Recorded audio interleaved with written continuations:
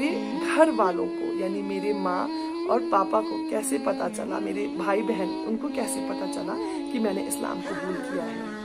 इससे पहले कि मैं आपको ये बताऊं कि उन्होंने उनको कैसे पता चला कि मैंने इस्लाम कबूल किया है, एक छोटा सा वाकया आपके साथ शेयर करना चाहूंगी, बांटना चाहूंगी। जिस साल मैंने इस्लाम कबूल किया 2012 में, उसी साल जुलाई के महीने में एक रात में सो रही थी और मैंने ख्वाब देखा था अबया और पर्दा के रिलेटेड। जैसे ही मैं जागी, आंख मेरी खुली तो मैंने बहुत बहुत बहुत ज्यादा रोया। दिल बहुत घबराया हुआ था, कुछ हलचल सी थी अंदर। 2 रकात नमाज पढ़ी और अल्लाह से वादा किया कि सारी उम्र आखिरी सांस तक इंशाअल्लाह मैं पर्दा करूंगी, हमेशा हमेशा के लिए। अबया, चेहरे पे निकाब, हाथों में ग्लव्स, हिजाब, बाल को छुपाना, जिस्म को छुपाना, इंशाअल्लाह ये सभी करूंगी सिर्फ अल्लाह और उसकी एक जात के लिए। मैंने क्या किया, 2 रकात नमाज पढ़ के जिस इस्लामिक जहाँ कपड़े मिलते थे मैं उस दुकान पर गई। वहां से मैंने अबया, हिजाब और जो चेहरे को कवर करता है निकाब और ग्लव्स और सॉक्स सब कुछ खरीदा। घर आई, गुस्ल लिया, नहाया अच्छे से, फिर पहने वो कपड़े, फिर 2 रकात नमाज पढ़ी। अब जो मैं कहने जा रही हूँ वो मेरी सभी प्यारी बहनों के लिए, वो जो पैदाइशी मुसलमान हैं, वो जो इस्लाम बाद में जिन्होंने कबूल किया। अगर आप अपने आईब्रोज बनवाती हैं या दांतों को बीच में से डिफरेंस करवाना, उन्हें थोड़ा सा क्रिएशन जो अल्लाह ताला ने आपको नेचुरली दिया उसे आप चेंज करती हैं, जो कि मना किया गया है। वो जो सरों पे बड़ा सा हम्प, जैसे ऊंट का हम्प होता है, बड़ा सा जूड़ा सर को ऊपर की तरफ बनाती हैं और दुपट्टा रखते हैं, दिखने में तो खूबसूरत है लेकिन मना है, सीधे सीधे मना किया गया है कि उस तरह से दुपट्टा बालों को आप ना रखें, उस तरह हम्प जो ऊपर को पहाड़ की तरह बन जाता है छोटा सा, वो ना बनाएं। तो जो भी बहनें हैं, जो भी सिस्टर्स हैं मेरी, जो आईब्रोज बनाती हैं, क्योंकि मैं भी बनाती थी, मैं 12वीं क्लास से लेकर कंटिन्यूस 12वीं हो गई, ग्रेजुएशन हो गए, 2 साल का गैप, फिर मेरी MBA। आप सोचिए कितना लंबा सफर रहा है कि जब मैं आईब्रोज वगैरह बनाती थी।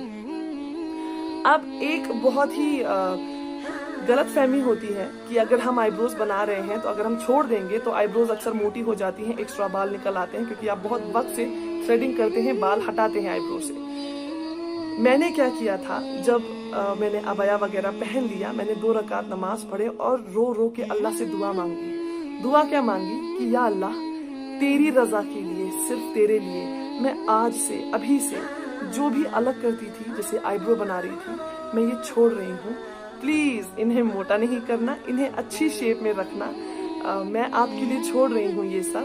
प्लीज ये भयानक नहीं दिखने चाहिए, कुछ मर्दाना लुक ना हो जाए। तो अल्हम्दुलिल्लाह, यकीन माने, अल्लाह के लिए जब आप कुछ करते हैं, एक कदम अल्लाह की तरफ बढ़ाते हैं, अल्लाह आपका साथ देता है। अल्लाह हमसे उतनी ही मोहब्बत करता है। फर्क आती है हम में, मैं हूं या 10 लोग और हैं। एक है जो अल्लाह से बहुत मोहब्बत करता है, एक है थोड़ा कम थोड़ा कम थोड़ा कम। तो अगर आप अल्लाह की तरफ कदम बढ़ाएंगे, अल्लाह हमसे, हम सबसे बराबर की मोहब्बत करता है। हम में कमी है कि हम अल्लाह के लिए कुछ नहीं करते, हम अल्लाह को राजी नहीं करते, हम अपनी आखिरत संवारने के लिए, अल्लाह को पाने के लिए कुछ नहीं करते, जबकि जानते हैं बनाने वाला वो है। तो जो भी बहनें अपने आईब्रोज को बनाती हैं, शेप करती हैं, आज ही छोड़ दीजिए।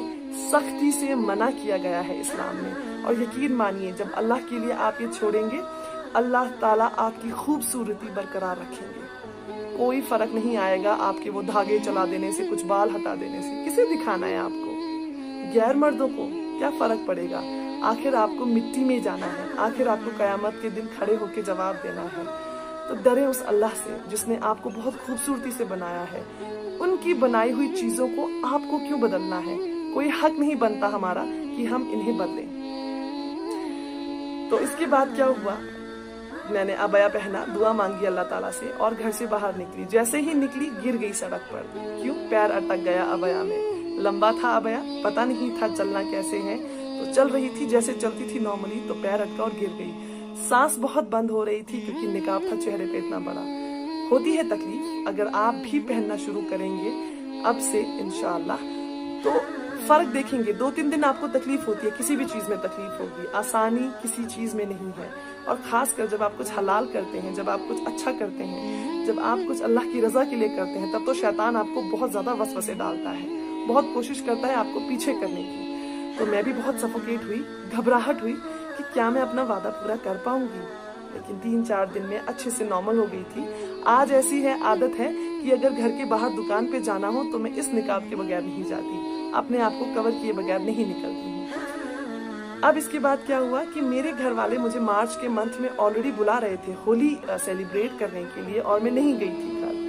अब उसी साल दिवाली अक्टूबर नवंबर में, इन दोनों महीने में से किसी एक मंथ में आ रही थी, मुझे याद नहीं है किस महीने में थी। तो मेरे पापा मुझे अब बार बार कहने लगे घर आइए और थोड़ी लंबी छुट्टी लेकर आए, बहुत वक्त हुआ है साथ नहीं बैठे हैं, थोड़ा लंबी छुट्टी लीजिएगा 20-25 दिन की। मैं अवॉइड करती थी, मैं बहाने बनाती थी। तो अब पापा ने मुझे फोन किया अक्टूबर की स्टार्टिंग में और पूछा कि आप बहाने क्यों बना रही हैं, कुछ वजूहात है, कुछ बात है जो आप छुपा रही हैं। तो मेरा जो स्वभाव है, मैं बात सीधे बोल देती हूँ, कुछ भी हो, चाहे वो कोई हाई लेवल अथॉरिटी हो या कोई बच्चा हो, मैं सीधे बात करूंगी, बिल्कुल साफ, सीधी साफ बात। मुझे घुमा फिरा के लटकाना बातों को नहीं आता। अब मैंने क्या किया, मैंने जब पापा ने फोन रख दिया तो मैंने उन्हें SMS किया कि पापा मैंने इस्लाम कबूल किया है और मैं पर्दा करती हूँ, तो इस पर्दे की वजह से क्योंकि आपको प्रॉब्लम हो जाएगी इसलिए मैं नहीं आ सकती हूँ। पापा ने बहुत नॉर्मली लिया। नॉर्मली क्यों लिया? क्योंकि जब मैं 9वीं 10वीं 11वीं 12वीं इन 4 क्लासेस में थी तो मैं एक मिशनरी स्कूल में थी, और 10वीं क्लास में मुझे क्रिश्चियनिटी से बहुत बहुत बहुत इन्फ्लुएंस हुआ था, बहुत असर हुआ था क्रिश्चियनिटी का। मैंने बिल्कुल सोच लिया था कि मैं क्रिश्चियन बन जाऊंगी। मैं सिस्टर्स के साथ, जो वहाँ पे नन्स होती हैं उनके साथ बहुत वक्त बिताती थी, चर्च जाया करती थी, क्रिसमस सेलिब्रेट किया करती थी, बस जीसस जीसस करती रहती थी और चर्च में बैठी रहा करती थी। वहाँ पे बहुत ज्यादा असर होने लगा था। तो फिर जब घर आई, आखिर जब पढ़ाई खत्म हुई या बीच में जब छुट्टियां होती थी घर आती थी, तो पापा या फैमिली के साथ रह के फिर से दिमाग बदल जाता था। तो पापा को क्या लग रहा था कि ये अभी भी वैसा ही कुछ हुआ है, इन्फ्लुएंस में है। अब मैंने पापा को समझाना शुरू किया, पापा मुझे इन्फ्लुएंस नहीं है, क्रिश्चियनिटी से हुआ था, ये बात सच है और मैं मानती भी हूँ, लेकिन इस बार इस्लाम को लेकर मैं बहुत सीरियस हूँ। मैंने इस्लाम सच में कबूल किया है, मैं सिर्फ बात नहीं कर रही। और अगर मैं घर आई शायद आपको प्रॉब्लम हो जाएगी, क्योंकि मैं इस्लाम पे चलूंगी और मैं इस्लाम नहीं छोड़ूंगी, चाहे कुछ भी हो। कुछ भी हो मतलब, क्योंकि हम पंजाबी खानदान से मैं बिलोंग करती हूँ, तो जो मेरे नानीहाल और दादीहाल साइड से हैं वो बहुत सख्त हैं। यकीन मानिए अगर शायद मैं जाती अबया लगा के वहां पे, तो मैं आपके सामने जिंदा रहकर वीडियो नहीं बना रही होती। मैं अपने माँ बाप की बात नहीं करूंगी, वो बहुत नरम दिल इंसान है, लेकिन जो मेरे नानीहाल साइड से हैं और जो दादीहाल साइड से होते हैं, हर किसी को अपना मजहब बहुत प्यारा होता है। जब तक अल्लाह दिल के पर्दे नहीं खोलता बातें समझ नहीं आती। मैं खुशनसीब मानती हूँ खुद को कि मुझे इस्लाम समझ आया, अल्लाह समझ आए, पता चला कि कौन है वो जात जिसकी हमें इबादत करनी है। अब इसके बाद मेरे पापा ने क्या रिएक्शन दिया, या मेरी माँ भाई बहन इन्होंने क्या रिएक्शन दिया, ये मैं आपको अगली वीडियो में बताऊंगी। बहुत बहुत बहुत तकलीफ हुई है इसके बाद, आसान नहीं था। मुझे ये पता नहीं कि मैंने सही किया उन्हें बताकर या गलत किया, क्योंकि अगर मैंने अबया लगाने की कसम खाई, वादा किया ऊपर वाले से, मैंने बदल लिया खुद को। अगर मैं, चलिए मानते हैं कि अगर मैं छोड़ भी देती अबया पहनना कुछ दिनों के लिए घर जाने के लिए फॉर एग्जाम्पल, लेकिन हमारा घर का जो माहौल है या जो बाकी गैर मजहबों में माहौल होता है, मिक्स गैदरिंग बहुत आम सी बात है। कजिन्स का मिलना, हाथ पकड़ना, गले लगना, एक दूसरे को चूमना, नियतें खराब नहीं लेकिन फिर भी ये बहुत आम बात है। और इन चीज़ों से मैं बहुत परहेज कर रही थी। ना मैं नमाज छोड़ सकती थी और ना मैं ये चीज़ें कर सकती थी। तो उनको पता चल ही जाता कि कुछ तो इनमें बदलाव है, क्या है, क्यों है, तो पता चल जाता। देर से पता चले तो मैंने यहाँ से खुद ही बता दिया और बहुत आराम से दावत के साथ उन्हें बताया। तो क्या रिएक्शन रहा उनका, ये आपको मैं अगली वीडियो में बताऊंगी। तब तक आप बहुत सारी दुआ करें अपने लिए और सबके लिए। मेरी वीडियो को शेयर करते रहें, किसी ऐसे इंसान के पास ये कहानी पहुंचे जो छुप छुपा के इस्लाम पढ़ रहे हों। मैं ये नहीं कहती कि वो उठ के मेरी तरह बोल दे घर पे, लेकिन वो इस्लाम पे मजबूत खड़े रहें। वो इस्लाम को कबूल करें दिलो दिमाग से। अगर वो पढ़ रहे हैं और वे कंफ्यूजन में हैं कि इस्लाम कबूल करना है या नहीं, तो उनको ये हिम्मत आनी चाहिए कि नहीं, इस्लाम कबूल करना है। देखिए, दुनियावी रिश्ते जितने भी हैं, देखिए माँ कितनी मोहब्बत करती है, एक जो पिता है वो कितनी मोहब्बत करते हैं, आपका जो ब्लड रिलेशन पहला होता है बहुत बहुत बहुत करीब होता है। लेकिन दुनियावी रिश्ते सिर्फ दुनिया तक हैं।